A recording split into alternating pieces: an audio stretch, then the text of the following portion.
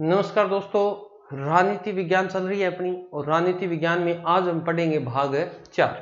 क्या पढ़ेंगे? भाग 4 पढ़ेंगे।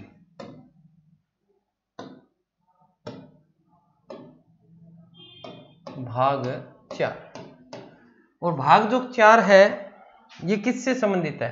भाग जो 4 है ये किससे संबंधित है? भाग 4 की बात करें तो देखो, भाग 4 में आते हैं आपके नीति निर्देशक तत्व। नीति निर्देशक तत्व ये लीजिए। कौन से अनुच्छेद से कौन से तक है? तो ध्यान रखियो 12 से 35 तक तो मूल अधिकारों में है, जिनको हमने पूर्व में पढ़ लिया। ये है 36 से 51। अनुच्छेद 36 से 51 किसके अंतर्गत आते हैं? नीति निर्देशक तत्वों के अंतर्गत। ध्यान रखना, मूल अधिकार जो देता है वो कौन देते हैं? व्यक्तियों को मिलते हैं। मूल अधिकार व्यक्तियों को मिलते हैं। ध्यान रखना है, मूल अधिकार भारत के प्रत्येक नागरिक को है, परंतु नीति निर्देशक तत्व ये जो होते हैं ये समूहों को मिलते हैं। समूह का अर्थ है राज्य। किसको मिलते हैं? समूह को मिलते हैं। अर्थात है राज्यों के लिए कुछ कानून बनाए गए हैं, उन्हें क्या नाम दिया गया है? नीति निर्देशक तत्व। तो ध्यान रखनी है, तो ये राज्यों के लिए है। अब यानी देश ने हमें अधिकार दिए तो राज्य कुछ ना कुछ देता ही होगा। तो राज्य भी ये चाहता है कि सब यहाँ की जो प्रजा है वो सुखी रहे, उसके लिए उसने क्या बना दिए? नीति निर्देशक तत्व बना दिए। सबसे पहले ये बात ध्यान रखनी है। अब अगर बात करें कि कहां से ग्रहण किया है, तो कहां से ग्रहण किया है? आयरलैंड से।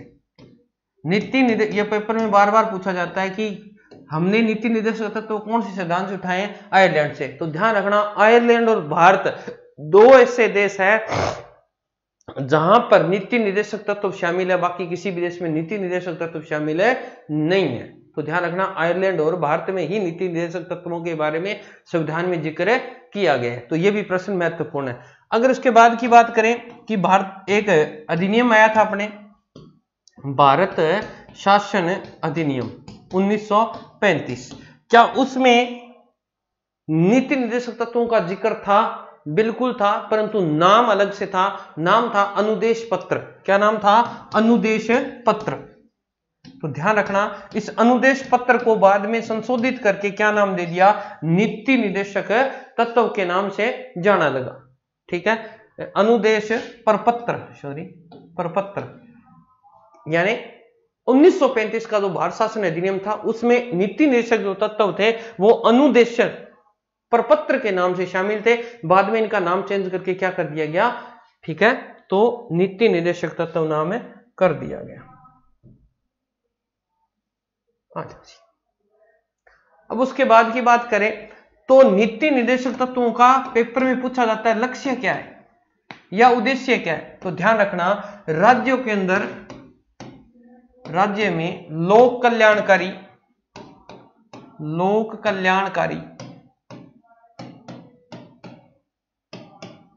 ध्यान रखना, यह प्रश्न बार बार पेपर में पूछा जाता है कि राज्यों में क्या करना है? लोक कल्याणकारी राज्य की स्थापना करनी है। राज्य का अर्थ क्या है? वो पूरा भारत देश याद रखना है। यानी भारत में लोक कल्याणकारी राज्य की क्या करनी है? स्थापना करनी है, जिसमें जनता का क्या हो? हित हो। लोक में जनता और कल्याण में। तो ध्यान रखना, नीति निर्देशक तत्वों का मुख्य सार क्या है? कि यहाँ की जो जनता है उनके लिए अच्छे कार्य किए जाए। अब बिंग बाद में देखो लक्ष्य आ गयो, बिंग बाद में और क्या रह गयो? अच्छा, ये किसकी सिफारिश पर भारतीय संविधान में शामिल किए गए? तो सेम याद रखना, 1945 वाली वही तेज बहादुर, कौन सी समिति है? तेज बहादुर सप्रू समिति की सिफारिश पर इन्हें क्या कर दिया गया? संविधान में शामिल किया गया। तो ध्यान रखियो किसकी सिफारिश पर है? तो ये भी पूछ सकता है कि किसकी सिफारिश पर। अब किसने इसको क्या कहा है? तो आपको एक या नाम होगा, पीछे करवाया था, ग्रेनविल ऑस्टिन ने इसे क्या कहा है? भारतीय संविधान की आत्मा।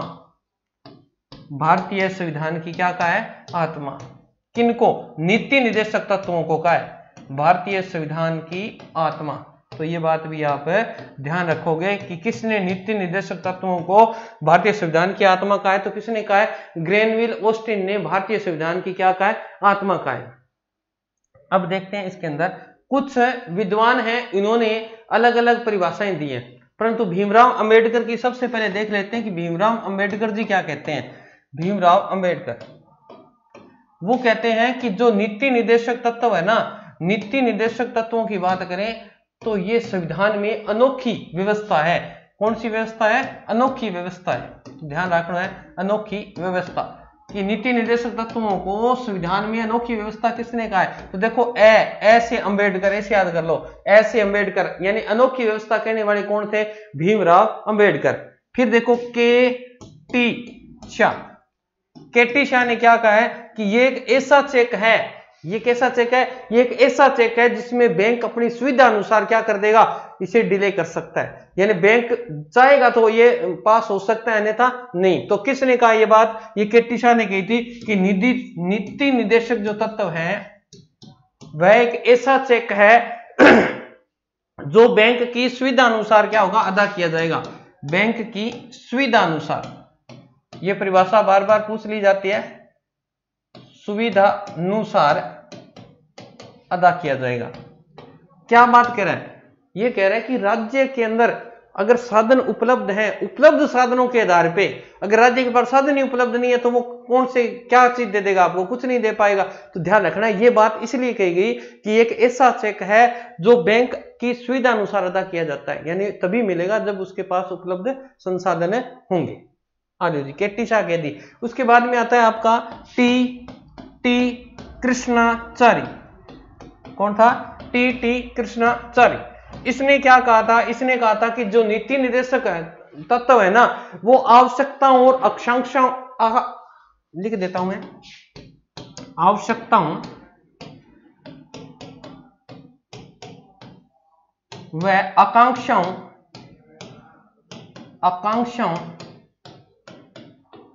का कचरा पात्र है। ये देखो कितनी बड़ी बात कही है। कहता कुछ नहीं है, ये सिर्फ कचरा पात्र है। ये बात किसने कही थी? कैसे कचरा और कैसे, ऐसे याद रख लो, कैसे कचरा और कैसे कृष्णाचारी। तो ये बात ध्यान रखनी है। और ध्यान रखना है इसके अंदर बहुत ही महत्वपूर्ण बात है, इंपॉर्टेंट करवा रहा हूं। नीति निर्देशक तत्वों के लिए आप न्यायालय में नहीं जा सकते। क्या नहीं जा सकते? न्यायालय में नहीं जा सकते, न्यायालय में नहीं जा सकते, नहीं जा सकते। यानी अगर कहें तो ये वाद योग्य नहीं है। आपके जो मार तो मन तो नौकरी कौन दी, मैं तो जाऊंगा। राज्य आपको कहता है कि आपको मैं नौकरी उपलब्ध करवाऊंगा, पर राज्य के पास बजट ही नहीं है, तो यानी उपलब्ध संसाधनों के आधार पे वो करवा सकता है। ऐसा नहीं है कि आप न्यायालय में जाकर जो मन तो राज्य सरकार नौकरी कौन देना रही, ऐसा नहीं है। तो ध्यान रखना न्यायालय में नहीं जा सकते, यानी वाद योग्य नहीं है। कानून बनाते समय फिर इसका प्रयोग क्यों किया गया है? नीति निर्देशक तत्व बनाए क्यों गए हैं? तो ध्यान रखना कि कानून बनाते समय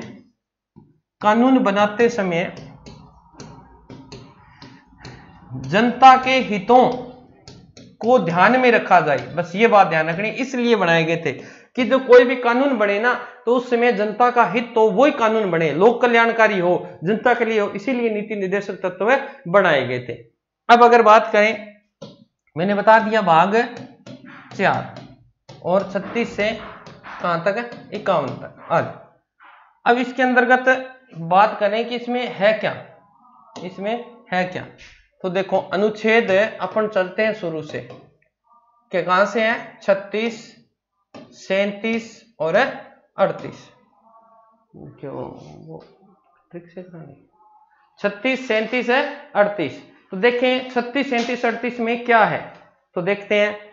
देखो 36 का अर्थ याद कर लो, 36 का अर्थ है कि जो चीज मैंने करवाई थी वो की वो है। यहाँ पे जो 12 में करवाई थी वही है, यानी राज्यों की क्या दी गई है? राज्यों की परिभाषा दी गई है कि राज्य किसे कहते हैं, इसमें कौन कौन शामिल होते हैं। जो अनुच्छेद 12 के अंदर वर्णित था वही कहाँ है? यहाँ है। तो अनुच्छेद 12 वाली बात ही कहाँ की गई है? 36 में। 12 तिया 36 अच्छी याद रखना है। उसमें राज्य बताए गए थे कि सेंट्रल गवर्नमेंट की कार्यपालिका और व्यवस्थापिका राज्य की वो भी वही होती है, या सरकारी कर्मचारी, प्राधिकारी या कोई सरकारी मान्यता प्राप्त, वो सभी राज्य के अंदर माने जाएंगे। अगर ये देखना है तो पीछे वाले में आपको मैंने डिटेल से करवाया। अब 37 में क्या कहता है? 37 में वही बात जो अभी बता के आया था। 37 के अंदर कहता है कि आप इनके लिए न्यायालय में नहीं जा सकते, न्यायालय में नहीं जा सकते। अब 38, तो ध्यान रखना 38 बहुत महत्वपूर्ण है, पेपर में पूछ लेता है। अर्थात क्या है? लोक कल्याणकारी राज्य की स्थापना करनी है। और लोक कल्याणकारी का अर्थ क्या है यहाँ पे? तो ध्यान रखना लोक कल्याण, ये तीनों ट्रिक से करवाते हैं। ट्रिक से देखो, यहां देखते हैं, देख लेते हैं ये क्या है 3, 3 पे क्या आता है C और इस पे आता है G, यही है C और G बन गया ना। सातवां अक्षर क्या होता है G तो होता है ना। तो याद रखो इसका अर्थ क्या हो गया कोल्ट गो, यानी आप कोल्ट में नहीं जा सकते, इसको याद कर लो, ठीक है। C से कोल्ट रख लो, कोल्ट और G से याद कर लो गो, यानी आप कोल्ट में नहीं जा सकते। ये कौन सा अनुच्छेद कहता है 37 कहता है, इसे ट्रिक से याद रख सकते हो।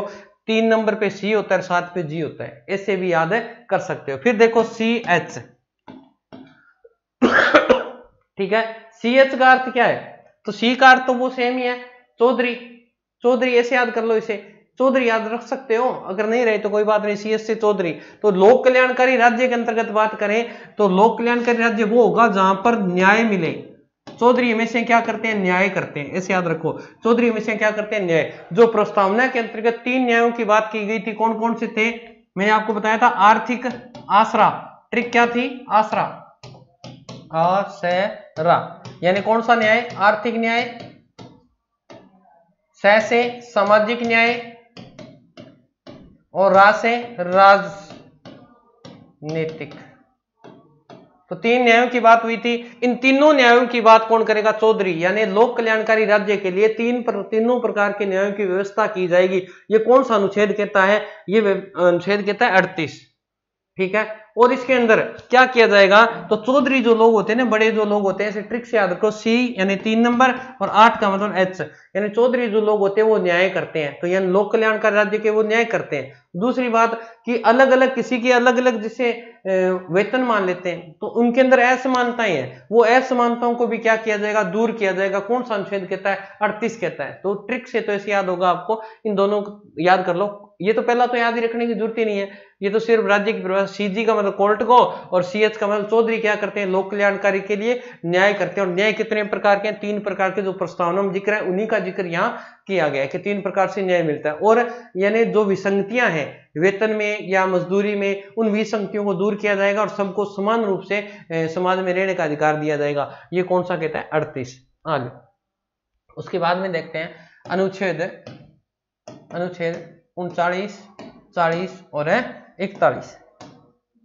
अनुच्छेद 39, 40 और 41। देखो 39 में देखो ये क्या है C, ये क्या है I, बस इतना याद रख लो I, ठीक है ना। ऐसे कौन कहती है आई मींस स्त्री, ऐसे याद रख सकते हो। यानी यहां पर क्या किया गया है स्त्री व पुरुष, किसकी बात की गई है स्त्री व पुरुषों की बात की गई है। अब इसमें क्या है देखो, स्त्री व पुरुषों को समान वेतन दिया जाएगा। क्या दिया है, स्त्री व पुरुषों को क्या दिया जाएगा, समान वेतन दिया जाएगा। ये लो 39 हो गया। यानी आई से क्या करना है इनकम, इनकम कैसे होती है पैसे आते हैं, ऐसे याद रख लो, कैसे भी याद रख लो। आई से स्त्री और पुरुषों की बात की गई कि जो समान कार्य होगा उसके लिए समान वेतन का निर्धारण कहां किया गया है, यहां पे किया गया है। समान वेतन, स्त्री व पुरुषों को क्या दिया जाएगा, समान वेतन दिया जाएगा। तो ये बात ध्यान रखनी, ट्रिक से ऐसे याद रख सकते हो। 3 नंबर पे C और I पे ये। और क्या बात की गई है, तो देखो यहाँ स्त्री व पुरुष समाज में दो ही तो है, स्त्री और पुरुष। उनको अपनी आजीविका चलाने के लिए क्या कराएगा, रोजगार उपलब्ध करवाएगा। आजीविका चलाने के लिए क्या उपलब्ध कराएगा, रोजगार के अवसर उपलब्ध करवाएगा। तो 2 नंबर, 1 नंबर बात होगी और 2 नंबर होगी। आजीविका चलाने के लिए राज्य क्या करेगा, उन्हें संसाधन उपलब्ध कराएगा। अगर बात करें इसके अंतर्गत, और इसके अंदर एक संशोधन हुआ था, यानी कि वही संशोधन 42वां संविधान संशोधन 1976। इसके अंदर कहा गया था कि जो गरीब वर्ग है वो तो कोई भी न्यायालय है, यानी अपर डिस्ट्रिक्ट से लेके सुप्रीम कोर्ट तक, उन्हें निःशुल्क विधिक सहायता दी जाएगी। ये भी इसके अंदर इंक्लूड है, निःशुल्क विधिक सहायता, यानी वकील, सरकारी वकील, ठीक है, वो आपकी क्या करेगा, विधिक सहायता दी जाएगी। तो तीनों बातें होंगी। देखो आई से याद करना है स्त्री व पुरुष, स्त्री पुरुषों को समान कार्य के लिए समान वेतन दिया जाएगा। कौन सा अनुच्छेद, ये। फिर है स्त्री व पुरुषों को समाज में रहने के लिए, आजीविका चलाने के लिए, निर्वाहन करने के लिए रोजगार के साधन उपलब्ध करवाए जाएंगे। फिर है 3 नंबर, इसी में 42वें संविधान संशोधन के द्वारा निःशुल्क, ठीक है, निःशुल्क विधिक सहायता यानी कानूनी सहायता दी जाएगी। अब अगर बात करें 40 की बात करते हैं कि 40 में क्या है। तो देखो बहुत ही महत्वपूर्ण है, यह अनुच्छेद बहुत महत्वपूर्ण है। ठीक है, 40 का अर्थ 40 यानी चाय लिया, सबसे ज्यादा 40, ऐसे याद कर लो इसको, और तो कोई ट्रिक नहीं है इसकी। 40 का अर्थ है क्या लिया, चाय लिया, तो यानी चाय लाने का अर्थ अगर वैसे याद ना रखो तो वैसे ट्रिक से उस तरह से लिख लो।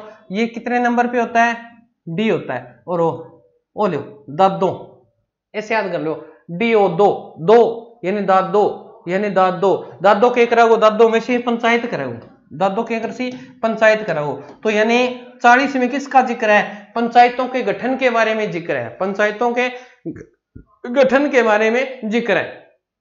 और गठन का अर्थ क्या है कि अनुच्छेद 40 कहता है कि राज्य है ना वो पंचायतों का गठन कर उन्हें ऐसी शक्तियां प्रदान करेगा जिससे गांव का क्या हो ज्यादा से ज्यादा विकास, और वो उस चीज का लाभ कौन उठा सके, वहां के नागरिक उठा सके। तो देखो दादो, डीओ यानी डीओ से दादो, दादो के करोगे पंचायत करोगे, तो इसे ऐसे भी याद रख सकते हो। ओके, फिर अपना था अनुच्छेद 41।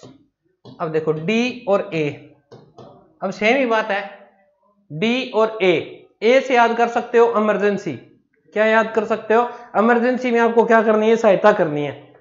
देखो यहां ए से याद कर लो इमरजेंसी, इमरजेंसी दादो इमरजेंसी में क्या कराओ, सहायता कराओ, कि यहाँ इन ट्रिक को याद कराऊं था मैं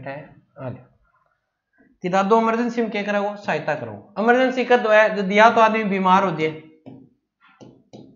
क्या हो जाए, बीमार हो जाए, इमरजेंसी है कि नहीं, कोई बीमारी है यानी कोई बीमारी हो जाए तो इमरजेंसी तो है, यानी डीए का मतलब दादो के करेगो इमरजेंसी में सहायता करेगो। अर्थात राज्य क्या करेगा, यानी अपने सामर्थ्य से, यानी राज्य के पास पैसे हैं तो अपने सामर्थ्य से कई ऐसी विकास योजनाएं चलाएगा जो लोगों को इमरजेंसी में क्या करेगी, सहायता करेगी, आर्थिक रूप से क्या करेगी, पैसों की मदद करेगी। तो ऐसी कौन कौन सी योजनाएं हैं, तो ऐसे में अगर बात करें, यानी राज्य क्या करेगा, काम, शिक्षा, बीमारी, फिर उसके बाद में आता है इसका, बीमारी के बाद बेकारी यानी बेरोजगारी है जो, ठीक है, इन संबंध के बारे में ये सारे काम इमरजेंसी के मान लो। अपने पास पैसा नहीं है तो इमरजेंसी तो है, उनके लिए क्या करेगा, संसाधन यानी रोजगार के अवसर उपलब्ध करवाएगा। अगर बात करा नरेगा की, अगर बात करा नरेगा की, नरेगा जिसे मनरेगा बोलते हो ना, वो यही है, मैं लगा देंगे इसके आगे मनरेगा। तो मनरेगा का जो कार्य चल रहा है वो अनुच्छेद कौन से के तहत चल रहा है, 41 के तहत चल रहा है, जिसमें रोजगार उपलब्ध करवाया जाएगा। अगर राज्य के पास पैसा नहीं है, ठीक है, जो भी रोजगार में तो बोर लेना है, तो ऐसा नहीं है, ऐसा नहीं कर सकते। राज्य के पास संसाधन उपलब्ध होंगे, आर्थिक स्थिति मजबूत होगी तो वो उपलब्ध कराएगा। अगर इसके अंदर बात करें तो वृद्धा पेंशन योजना जो आती है ना, वो भी इसी एक्ट के तहत आती है, वृद्धा पेंशन योजना, पेंशन योजना, बुढ़ों को जो पेंशन मिलती है वो भी इसी के अंतर्गत है। तो देखो बीमारी, बेकारी, शिक्षा, काम के आधार पे क्या दी जाती है, तो मनरेगा वगैरह ये सब जो है, तो ऐसे भी याद रख सकते हो। अगर नहीं रख सकते तो इसे दोबारा और बना लेते हैं, डी और ए का अर्थ एज, ए का अर्थ क्या करना है, एज, यानी दादा क्या करना है, एज के अनुसार काम देना है। ऐसा नहीं है कि किसी कोई बुजुर्ग व्यक्ति है आप उसे कह दो इतने वजन का काम करो, नहीं, राज्य उनकी योग्यता, उनकी आयु देखकर ही कार्य देगा। तो ये ऐसे भी याद रख सकते हो, कैसे भी याद रख लो, डीए इमरजेंसी याद कर लो, डीए एज के हिसाब से काम कर लो, तो नहीं सभी नागरिकों को उनकी योग्यता के अनुसार क्या प्राप्त करवाया जाएगा, रोजगार। अब जो कोई टावर पटेड़ होगा नहीं, बिन कहते चाल तने बैठे पंचायत घर में तने फोटो कॉपी निकालनी है तो भी नावी को नहीं, ये योग्यता के अनुसार कार्य करवाना है। तो ये कौन सा अनुच्छेद कहता है, 41। फिर अगर बात करें अनुच्छेद 42, 42 में देखो डी और बी से याद कर लो बंटवारा, बी से क्या याद कर लो, बंटवारा, दादो के करण लाग रहे हैं, बंटवारा करवान लाग रहे, बी से बंटवारा, और बी से ही आप कर सकते हो बच्चा, क्या करना है, बंटवारों करना और बच्चों करना है। अब बच्चों करना हो मतलब क्या है, क्या काम के लिए, इसके अंदर क्या है, काम के लिए, यानी जो कार्य दिए जाएंगे वो इस तरह दिए जाएंगे कि महिलाओं को अलग कार्य दिया जाएगा उनकी योग्यता के अनुसार, उनके शारीरिक रूप के अनुसार। तो अगर बात करें काम, यहां लिख देता हूं मैं, काम की न्याय संगत, एक तो ये बात ध्यान रखनी है, मानवोचित, मानवोचित यानी मानव के लिए वो उचित होना चाहिए। आप कहीं कह दो कि आप जाकर चलो पशुओं को मारना प्रारंभ कर दो, ऐसा नहीं है, ऐसा काम नहीं दे सकते, डरोड़ी मुड़ जाओ, नहीं ऐसा कर। मानव को जो उचित लगे उन अवस्थाओं में क्या देना है आपको, कार्य देना है। तो ये बात यहां मैंने एक तो ये ध्यान रखना, बंटवारे का अर्थ क्या है, बी से बंटवारा यानी कार्यों का क्या करना है, अच्छी तरह से बंटवारा करना है। और कैसा होना चाहिए बंटवारा, न्याय संगत होना चाहिए। अब देखो गुरुजी बी बच्चों की याद करना है, तो बच्चों देखो कि इसके दौरान स्त्रियों को प्रस्तुति यानी बच्चा जन्म के लिए प्रस्तुति हेतु सहायता दी जाती है। कैसे सहायता का अर्थ है कि जैसे बच्चा जन्मती है तो उसमें, अब तो गवर्नमेंट जॉब में तो लगभग 42 हफ्तों का है, पता नहीं कितना है, इतना अवकाश मिल जाता है सरकारी जॉब में है। तो अगर कोई गर्भवती है गवर्नमेंट जॉब में तो उनको इस तरह की सहायता दी जाती है राज्य सरकार की तरफ से। तो ये देखो बच्चा ऐसे याद रखना है। अगर गांव में महिला है तो उसको कैसे मिलती है गुरुजी, स्त्रियों को प्रस्तुति, तो यानी वो सरकारी गवर्नमेंट हॉस्पिटल में जाएंगे, वहां उनका 1 रुपया नहीं लगेगा और बच्चा और बच्चा दोनों स्वस्थ रहेंगे। तो ध्यान रखना ये कौन से अनुच्छेद के अंतर्गत है, 42 में है। तो याद रखो बी से बच्चा और बी से बंटवारा, यानी दादा क्या करता है, बंटवारा करता है। किन का करता है, बच्चों का। तो ऐसे याद रख सकते हो, बाकी अपनी अपनी ट्रिकें होती हैं, कैसे याद रहे वो अलग बात है, ठीक है। फिर अनुच्छेद है 43, अनुच्छेद है 43 ओके है, डी और सी। सी का अर्थ यानी अनुच्छेद 43 क्या कहता है, सी का अर्थ हम यहां लेना है कि सी मीन्स यहां ले लेंगे अपन, सी से कुटीर उद्योग लेना है अपने को, कुटीर उद्योग, इतना ध्यान रखना है, ये महत्वपूर्ण है थोड़ा सा। कुटीर उद्योगों का जिक्र किया गया है, कुटीर उद्योगों का जिक्र कौन से में किया गया, यहां से सी से कुटीर उद्योग मैंने ऐसे बना रखा है याद रखने के लिए। तो इसमें क्या किया जाएगा, इसमें सी से ऐसे याद कर लो, कर्मकारों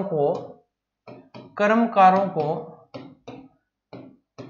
निर्वाह मजदूरी दी जाएगी, कि जितना वो एक्सपेक्ट करते हैं, जितनी मजदूरी तय है सरकार के द्वारा वो मजदूरी दी जाएगी, कर्मकारों को निर्वाह मजदूरी दी जाएगी। एक बात तो ये ध्यान रखनी है कुटीर उद्योगों में। और कुटीर उद्योगों को क्या दिया जाएगा, बढ़ावा दिया जाएगा, कुटीर उद्योगों को क्या दिया जाएगा, बढ़ावा दिया जाएगा। तो दोनों बातें याद रखनी है, बढ़ावा, कुटीर उद्योगों को बढ़ावा। परंतु इसके अंतर्गत संशोधनों के द्वारा 2 चीजें और जोड़ी गई। फिर वही संशोधन कौन सा, 42वां संविधान संशोधन 1976, 43 क जोड़ा गया। और इसमें यह कहा गया कि जो उद्योग है ना, उद्योग उनमें जो मजदूर होते हैं, श्रमिक होते हैं, उनको क्या बनाया जाए, पार्टनर बनाया जाए। उनकी क्या यानी उन्हें क्या दिया जाए, ऐसा मौका दिया जाए कि वो पार्टनर बनकर उस कार्य को जल्दी ज्यादा सहायता से जल्दी अपने बल से करे। तो ध्यान रखना 43 क में क्या है, उद्योगों के अंदर श्रमिकों को क्या दिएगा, भागीदारी देने की बात है की गई है। फिर अनुच्छेद है ये 43, ये तो 42 में था, 43वां ख के अंदर क्या है, तो ख के अंदर यानी जो मजदूर हैं उनके लिए सहकारी समितियां, जिनका आपने जिक्र किया था 9वीं अनुसूची, सहकारी समितियां, यानी सहकारी समितियों के अंतर्गत उन्हें ऐसे साधन उपलब्ध करवाए जाएंगे और उन्हें प्रोत्साहन देने के लिए ऋण वगैरह भी दिया जा सकता है, जिसका जिक्र हमने पूर्व में कर लिया है कि वहां से कहां से 243 के अंतर्गत ये बातें बताई गई हैं, कहां से कहां तक है। तो ये बात आप ध्यान रखते हैं, ये है 243 जेड एच से 243 जेड पी तक है, शायद जेड टी तक है। ओके, ये बात ध्यान रखोगे आप। तो इसको तो ऐसे भी याद रख सकते हो कि देखो 43, 143, 243 और 343, तो ये एक क्रम में याद रख लो। 43 में क्या है, 143 में क्या है, इसमें क्या है, इसमें क्या है, यहां से पकड़ लेते हैं, यहां से आप याद करते हो, यही करते हो ना, ठीक है। यानी किसी व्यक्ति को आपको प्रपोज करना है, आई लव यू बोलना है, तो ठीक है करूंगा, सियाना आदमी कम जाऊंगा, बिन पूछूंगा यार मैं क्या करा, तो वो थाने राय देखो, ठीक है, कि तू यहाँ करके परचड़ी पुरचड़ी फेंक दे यार, केड़ा तेरे नाक को लाग जाए, तो यानी की कर गया सियाना आदमी। और भारत में सारणु सियाणु कौन है, सर्वोच्च न्यायालय का न्यायाधीश, कौन है, सर्वोच्च न्यायालय का न्यायाधीश, न्यायाधीश सर्वोच्च न्यायालय का न्यायाधीश है। इसके पास कौन जाता है, राष्ट्रपति जाता है, किसी विधेयक पर, किसी विषय पर क्या मांगता है, परामर्श मांगता है, और सर्वोच्च न्यायालय का न्यायाधीश उसे परामर्श देने के लिए क्या है, बाध्य देना पड़ेगा। प्रधान राष्ट्रपति उसे माने ना माने वो उसकी इच्छा पर है। अब देखो अनप्रपोज कर दियो, प्रपोज कर तो दियो, परंतु करना क्या होना चाहिए, पीसा हो सी, जदी तो सी, यानी पास क्या हूं, पैसे हूं, तभी तो प्रपोज कर पाएगा। तो पैसों से संबंधित कौन सा है, ये है कि कर्मकारों को क्या दी जाए, मजदूरी दी जाए, या मजदूरी से क्या आएंगे, पैसे आएंगे, पैसे आते वो क्या कर देगा, प्रपोज कर देगा, तो मजदूरी। यहाँ फिर जैसे प्रपोज करेगा तो फिर क्या बैठेगी, पंचायत बैठेगी, क्या बैठेगी, पंचायत बैठेगी। तो 243 अनुच्छेद किससे संबंधित है, पंचायत से। और पंचायत बैठेगी तो वहां से आपसे कहा जाएगा बता बेटा क्या करो, यानी आपको बोलना पड़ेगा, और बोलने के लिए आपको किसका यूज करना पड़ेगा, भाषा का यूज करना पड़ेगा। तो ऐ चारों याद हो गया। 343 अनुच्छेद में किसका जिक्र किया गया, भाषा का जिक्र किया गया। तो ऐसे भी हम अनुच्छेदों को याद रख सकते हैं। फिर है आपका अनुच्छेद है 44, अनुच्छेद 44। इनमें तो जरूरत ही कोई, देखो 4 है, 4 क्या है, दोनों बराबर है, बराबर ने क्या बोलांगा, समान, समान है संहिता, समान संहिता, यानी इसका नाम हो जाएगा समान सिविल संहिता। दोनों क्या है, बराबर है संहिता। यानी ये क्या कहा गया है, तो ये बार बार यही आता है, ये पेपर में बहुत आता है, ध्यान रखना, ये पेपर में बहुत आता है। समान सिविल संहिता का अर्थ क्या है कि सभी नागरिकों को एक समान अधिकार दिया जाए। जैसे अगर बात करें विवाह, तलाक, दत्तक पुत्र, उत्तराधिकारी, इनके बारे में क्या किया जाए, सबके लिए समान अधिकार हो, सभी एक तरीके से ही हो। क्या ऐसा है, नहीं है, अलग अलग समुदाय में अलग अलग है, शादी की प्रथाएं अलग अलग है ना। मोमडन में सिर्फ कबूल है बोला जाता है। अपने अगर हिंदू समाज में बात करें फेरा है, ठीक है, और सिख धर्म की बात करें तो उनके फेरे हैं, परंतु वहां अलग कोई करवाता है, यानी अलग अलग तरीके हैं। तो वो सब क्या हो, समान हो। तो ठीक है, तो इस बात का ध्यान रखना है कि एक समान सिविल संहिता का क्या किया गया है, इसमें उपबंध किया गया, और जिसमें बताया गया कि समाज के जो नियम है उनमें एक रूपता आ जाए, समाज के नियमों में क्या आ जाए, एक रूपता आ जाए, सभी ऐसा हो। तो ऐसा करने वाला भारत का एकमात्र राज्य कौन सा है, तो ध्यान रखना एकमात्र राज्य कौन सा है, गोवा है। गोवा में समान संहिता लागू है। तो ध्यान रखना गोवा के अंदर सभी सब एक जैसे हैं, सभी कार्य एक जैसे होते हैं, तलाक ये सब कार्य सभी धर्मों के लोग एक तरह से ही करते हैं। तो ध्यान रखना गोवा एकमात्र ऐसा राज्य है जहां अनुच्छेद 44 है पूर्ण रूप से लागू होता है, बाकी सभी स्टेटों में अलग अलग है। अब देखो अनुच्छेद 45 देखो 4, 5, 6 ये याद कर लो, 4, 5, 6 यानी 6 से 14, ये बात याद रखनी है। 6 से 14 वर्ष के जो बालक बालिकाएं हैं उनको निःशुल्क व अनिवार्य शिक्षा की व्यवस्था करेगा कौन, राज्य। परंतु यहां पर बात को घुमा दिया है, यहां इसने कह दिया कि 14 वर्ष से पहले, 14 वर्ष से पहले के बालकों की, यानी आंगनबाड़ी जो है ना 3 साल से शुरू हो जाती है, उनकी भी व्यवस्था कौन करेगा, ये करेगा। तो इसमें 14 वर्ष से पहले शिक्षा का प्रबंध, अनिवार्य शिक्षा, निःशुल्क शिक्षा का प्रबंध कौन करेगा, राज्य करेगा। ये बात अनुच्छेद 45 में कही गई है। तो इसको ऐसे याद कर सकते हो, डी और ई से याद कर लो एजुकेशन, ई से क्या याद कर लो, एजुकेशन। आज यानी एजुकेशन की व्यवस्था कौन सा हम करे दिया है, इमा। डायरेक्ट एजुकेशन कौन उपलब्ध करवाएगा, इसे याद कर रख सकते हो, इसे आप ट्रिक से याद रखना चाहो तो, ठीक है। फिर अनुच्छेद है 46 यानी डी और एफ, क्या रहा है, डी और एफ। इसको यानी एफ का अर्थ याद कर लो, एफ का मतलब फंड, फंड का अर्थ होता है पैसे, क्या आएगा, फंड का अर्थ क्या होता है, पैसे। तो यानी ये किसकी बात कर रहा है, तो ये कह रहा है कि राज्य के अंदर कोई SC ST या कोई दुर्बल वर्ग है, कोई दुर्बल वर्ग है ना, उनके बच्चों को जो शिक्षा दी जाएगी उसका निर्वहन कौन करेगी, राज्य सरकार करेगी। यानी इनके अर्थ संबंधी बात कर रहा है ये। फंड का अर्थ होता है पैसे, और पैसों को बोलते हैं अर्थ, यानी पैसों संबंधी कोई भी दिक्कत आएगी, SC ST दुर्बल वर्ग के, चाहे बालक हों चाहे वो बड़े हों, उनको पैसों की दिक्कत, उन्हें कम रुपए में अनाज मिलता है कि नहीं मिलता, हर चीज उन्हें सस्ती मिलती है, तो ये बात ध्यान रखना। तो एफ का अर्थ याद कर लो, फंड।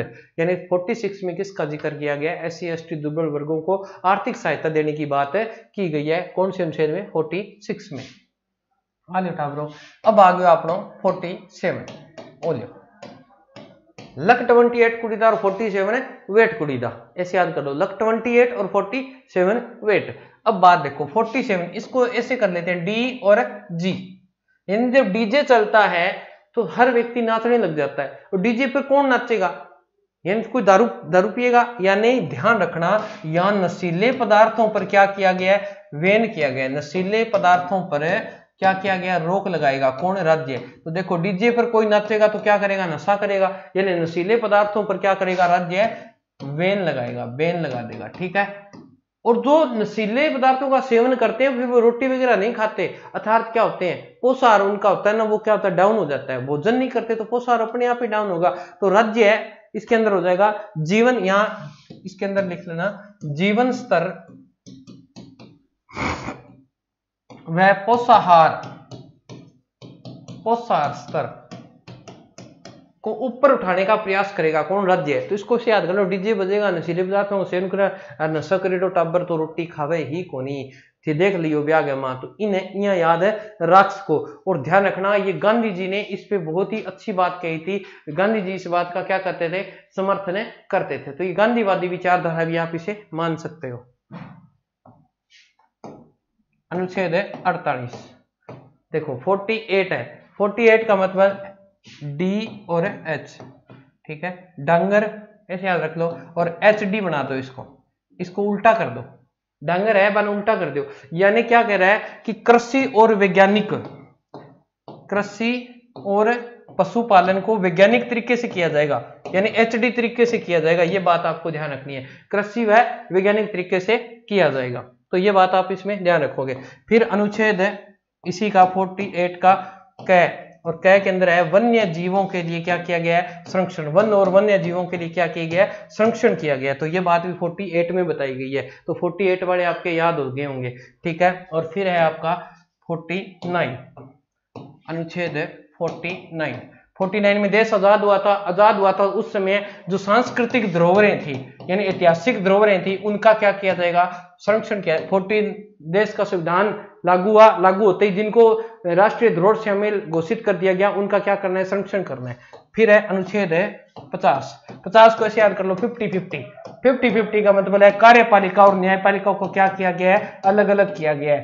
कार्यपालिका और न्यायपालिका को अलग अलग किया गया है, ठीक है। और फिर आता है आपका अनुच्छेद 51 का अर्थ है यहाँ ए आता है, ए से याद कर लो अंतरराष्ट्रीय, यहाँ ई ए आता है, ई से याद करो अंतरराष्ट्रीय शांति, यानी विदेशों के साथ जो हमें संबंध रखने हैं वो कैसे संबंध रखने हैं, दूसरे राज्य के साथ कैसे संबंध रखने हैं, वो अच्छे संबंध रखने हैं, किसी से मन मुटाव नहीं करना है, लड़नों पड़नों की को नहीं।